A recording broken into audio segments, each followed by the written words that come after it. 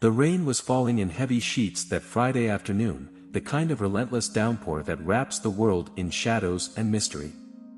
I pulled up to our family's lake house, windshield wipers working furiously, my heart thumping like a warning drum. My father's car wasn't in the driveway. I was alone. Alone, with her. My name is Robert, and this is the story of the weekend that changed everything. The lake house had always been my safe haven, a place where I'd escape the city's madness. But today, the cozy log cabin felt unfamiliar, almost haunted. I stood in the doorway, staring into the dimly lit room, and then I saw her.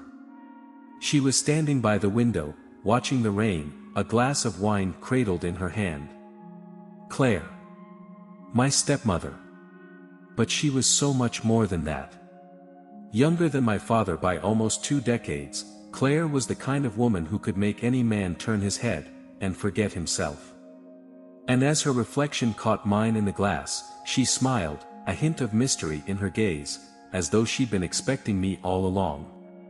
Robert, you finally made it. Her voice was smooth, rich, with a warmth that made me uneasy. She patted the armchair beside her, and I felt myself being drawn in, like a moth to a flame. I'd never spent time alone with Claire before.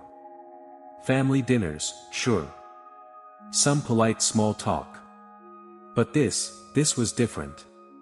The cabin was ours for the weekend, my father out of town on business, and I had no idea how close we'd come to crossing lines I never thought possible.